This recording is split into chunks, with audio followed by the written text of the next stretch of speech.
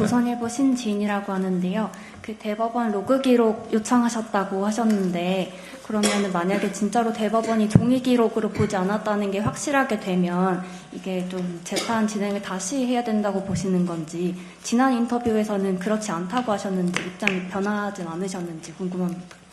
제가 답드리겠습니다. 대법원에 지금 전자로그 기록으로 전자기록을 대법관들이 다 읽었는지 여부에 대한 요청을 최초에 저희들이 했습니다. 대법원 현장 국감을 하기 전에. 근데 대법원 현장 국감을 하면서 전자기록이 당시에는 불법이다라는 사실을 대법원 현장 국감에서 제 질의를 통해서 그게 드러났습니다. 그러면은 전자기록을 대법원이 그러니까 전자기록을 읽었는지 여부와 상관없이 합법적인 종이 기록을 실제로 읽었는지가 핵심이 됩니다. 그래야 최종법칙 위반이 안 되기 때문이죠. 그런데 대법원에서 여기서 답을 내놓지 않습니다. 근데 현실적으로 불가능합니다.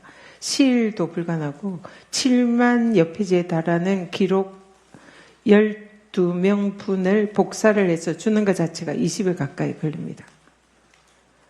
불가능입니다. 그리고 실제로 법원 행정처 사무국 실무 책임자가 사실상 뉘앙스를 보면 복사를 하지 않았고 한 사실이 없는 듯한 그런 내용을 확인해 줬습니다. 모른다는 겁니다. 그렇기 때문에 거기에 대해서 복사를 한 복사 로그 기록을 요청을 지금 해놓은 상태입니다. 그리고 합법적인 종이 기록에 근거해서 최종법칙을 지키지 않았다면, 위반했다면 그 판결은 아시다시피 무효인 판결입니다. 불법 판결입니다. 증거 능력이 없는 증거를 사용을 한 판결로 그동안의 대법원 판례, 법원의 모든 형사 판례에 별건 수사로 얻은 증거의 경우에는 그 증거가 사실이라 하더라도 법적 효력을 인정하지 않습니다. 위법 수집 증거이기 때문에. 그래서 이 부분은 명백한 전자기록만으로 판결했을 때는 불법이고, 또 이 종이 기록을 읽지 않고 판결했다면 불법이다. 그렇기 때문에 이 부분에 대해서 답을 내놓으라는 겁니다. 답을 내놓으라는 거죠. 예. 법원이 이에 대해서 답변해야죠.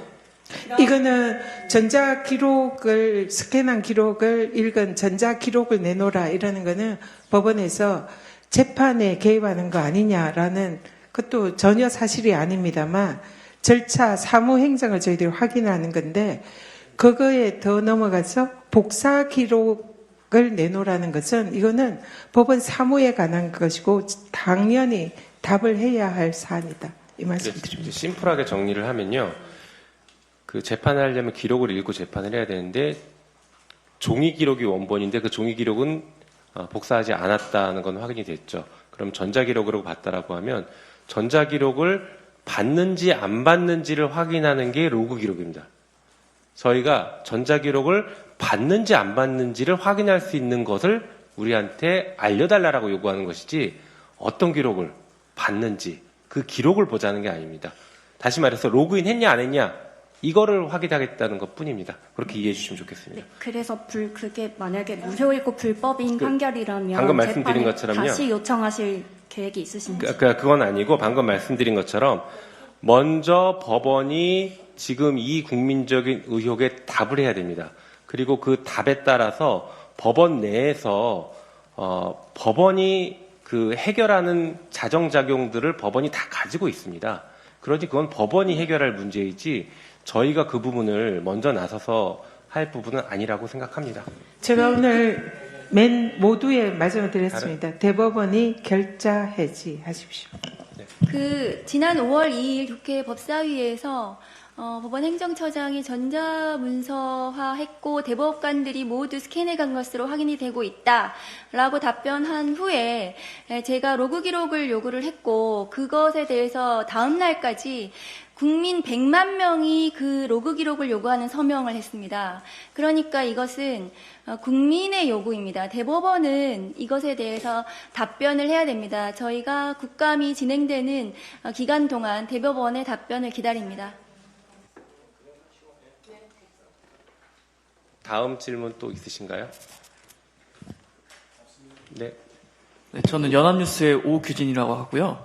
그 대법원에 대해서 2차례 지금 현장 국감을 진행을 했는데 혹시 3번째 현장 국감까지도 좀 계획을 하고 계신지 이거 한번 여쭙고 싶습니다. 한 차례, 예, 두 차례 했으니까 3번째, 그러니까 현장 국감을 한 번 더 하시는지. 예. 예, 현장 국감을 한 번 한 것이고요. 대법원에 대한 국감을 한 번 했고 현장 국감에서 2번을 한 것이죠. 그리고 3번째 국감을 대법원에 대한 3번째 국감을 할지에 대해서는 저희가 아직 내부 논의 중입니다. 그리고 그 3번째 국감이 현장 국감이 될지 국회에서 할지도 아직 결정된 바는 없습니다. 대법원이 답변을 잘해야죠. 자료도 잘 내고. 네, 또 다른 질문 있으신가요? 아, 네.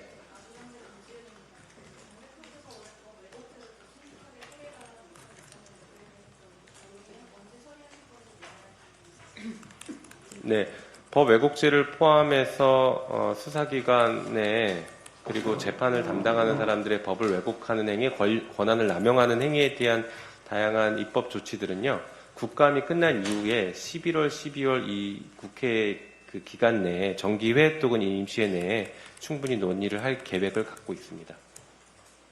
그러니까 성과 중에 한 가지 더 말씀드리면 직위원이 룸사롱이었다라는 게 밝혀졌습니다. 그리고 비용은 이게 20여 차례 그 접대했다고 하는데요. 법원은 한 차례만 조사했습니다. 그리고 그 비용이 얼마냐? 우리 김영민 의원 물으니 170만 원이라고 했습니다. 그러면서 이게 3분의 1 해도 뭐 청탁법에 어긋나지 않는다는 둥 얘기를 하는데 있을 수 없는 일입니다. 공수처 수사를 통해서 이들의 잘못을 낱낱이 해야 되고요. 직위원이 이렇게 얘기하겠습니다. 삼겹살도 사주는 사람 없다고.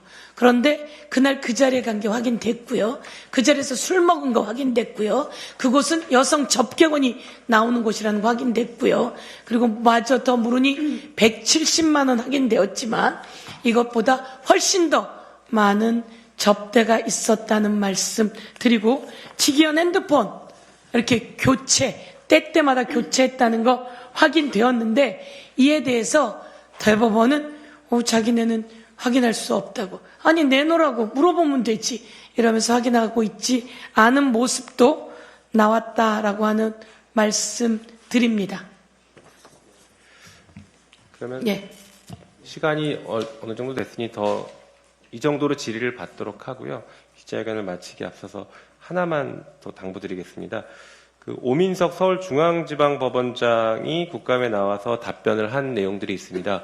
오민석 서울중앙지방법원장이 왜 중요하냐면 올 1월 31일자로 인사 발령 나기 전까지는 대법원의 수석재판연구관이었습니다. 다시 말해서 대법원에서 전원합의체를 어떻게 운영하는지를 가장 잘 아는 사람이고 경험이 가장 많은 사람입니다.